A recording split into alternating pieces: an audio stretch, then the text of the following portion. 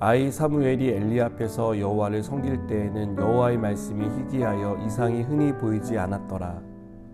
엘리의 눈이 점점 어두워 가서 잘 보지 못하는 그때에 그가 자기 처소에 누웠고 하나님의 등불은 아직 꺼지지 아니하였으며 사무엘은 하나님의 궤에 있는 여호와의 전 안에 누웠더니 여호와께서 사무엘을 부르시는지라 그가 대답하되 내가 여기 있나이다 하고 엘리에게로 달려가서 이르되 당신이 나를 부르셨기로 내가 여기 있나이다 하니 그가 이르되 나는 부르지 아니하였으니 다시 누우라 하는지라 그가 가서 누웠더니 여호와께서 다시 사무엘을 부르시는지라 사무엘이 일어나 엘리에게로 가서 이르되 당신이 나를 부르셨기로 내가 여기 있나이다 하니 그가 대답하되 내 아들아 내가 부르지 아니하였으니 다시 누우라 하니라. 사무엘이 아직 여호와를 알지 못하고 여호와의 말씀도 아직 그에게 나타나지 아니한 때라. 여호와께서 세 번째 사무엘을 부르시는지라 그가 일어나 엘리에게로 가서 이르되 당신이 나를 부르셨기로 내가 여기 있나이다 하니 엘리가 여호와께서 이 아이를 부르신 줄을 깨닫고 엘리가 사무엘에게 이르되 가서 누웠다가 그가 너를 부르시거든 내가 말하기를 여호와여 말씀하옵소서 주의 종이 듣겠나이다 하라 하니 이에 사무엘이 가서 자기 처소에 누우니라.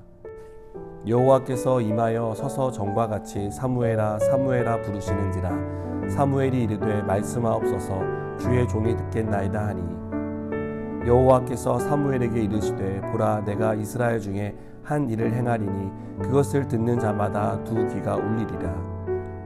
내가 엘리의 집에 대하여 말한 것을 처음부터 끝까지 그날에 그에게 다 이루리라. 내가 그의 집을 영원토록 심판하겠고 그에게 말한 것은 그가 아는 죄악 때문이니 이는 그가 자기의 아들들이 저주를 자청하되 금하지 아니하였음이니라. 그러므로 내가 엘리의 집에 대하여 맹세하기를 엘리 집의 죄악은 제물로나 예물로나 영원히 속죄함을 받지 못하리라 하였노라 하셨더라. 아멘. 어느 시대나 공동체를 막론하고 세대 교체는 중요한 화두입니다.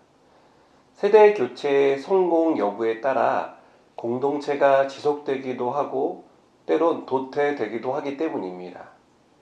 이스라엘 역시 세대 교체의 성공 여부가 중요한 시기를 맞이하고 있었습니다. 엘리 제사장을 이어서 제사장의 역할을 감당해야 할 사람을 세워야 했기 때문입니다. 제사장은 세습에 의해 세워졌습니다. 당연히 엘리 제사장에 이어 이스라엘의 제사를 담당할 사람은 엘리의 아들들이었습니다. 그러나 엘리의 아들들은 자신들이 감당해야 할 역할을 망각합니다.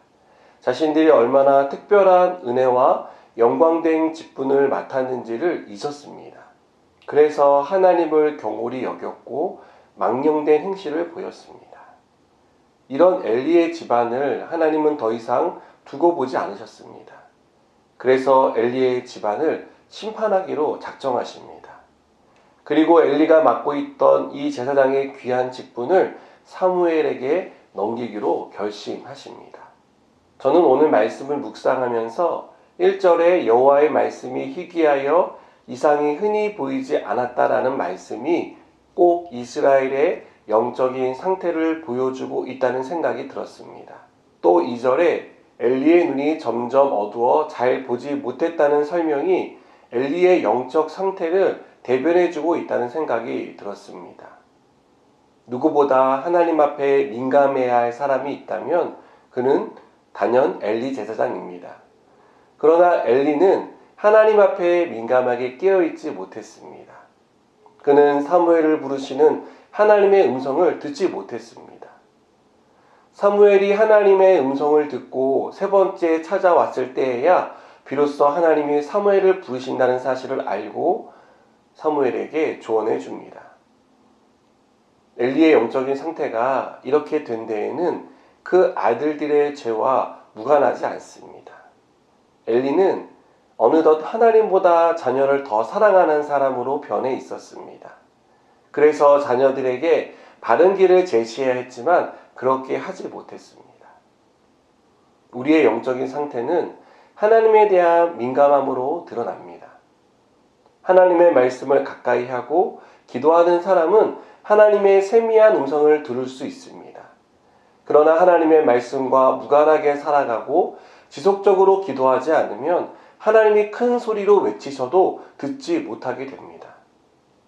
엘리의 눈이 점점 어두워졌던 것처럼 우리 역시 영적으로 점점 어두운 영적인 침체를 맞이할 수 있습니다. 여러분, 하나님에 대해 민감한 사람이 되시기 바랍니다. 말씀과 기도로 깨어 있어서 우리를 부르시는 하나님의 음성을 듣는 저와 여러분 되기를 바랍니다. 오늘 말씀을 통해 또 한 가지 깨닫는 것이 있습니다. 하나님은 하나님의 백성을 포기하지 않는다는 것입니다. 하나님은 엘리의 집안은 버리셨지만 이스라엘은 버리지 않으셨습니다. 이것은 일찍이 아브라함과 이삭 그리고 야곱과 맺은 언약을 생각하신 결과입니다. 그래서 하나님은 엘리의 집안을 버리시고 사무엘을 새로운 지도자로 세우십니다. 이것은 이스라엘을 사랑하시는 하나님의 사랑을 보여줍니다. 이렇게 하나님이 세운 사무엘은 영적인 어둠 가운데 있던 이스라엘 백성을 밝은 빛으로 이끕니다. 사무엘은 하나님을 떠나 살던 이스라엘 백성을 회개시켰고 하나님 앞에 세우는 일에 최선을 다했습니다. 저는 이런 사무엘을 보며 사무엘은 어두운 세상을 비추는 하나님의 등불이 되었다는 생각이 들었습니다. 그리고 하나님은 언제나 어두운 세상 가운데 기꺼이 하나님의 등불이 되기 위해 헌신하는 사람을 사용하신다는 생각이 들었습니다. 사랑하는 여러분, 우리는 우리가 사는 세상에 죄가 가득한 것을 봅니다. 영적인 눈으로 세상을 보면 세상은 깊은 어둠 가운데 빠져 있습니다. 그러나 이런 시대에도 하나님은 하나님의 등불로 자신의 삶을 헌신할 사람을 통해 세상을 밝히십니다.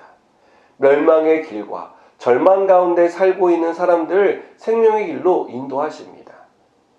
저는 우리가 이렇게 세상을 비추는 하나님의 등불이 되기를 소망합니다. 우리 때문에 어두운 세상이 생명의 빛으로 빛나게 될 것입니다. 기도하시겠습니다. 하나님, 우리가 이 어두운 세상 가운데 생명의 빛을 비추는 삶을 살게 하여 주시옵소서. 그래서 어두운 가운데 살아가는 수많은 사람의 생명을 살리는 그런 일들을 감당하는 하나님의 자녀 되게 하여 주시옵소서. 예수님의 이름으로 기도드립니다. 아멘.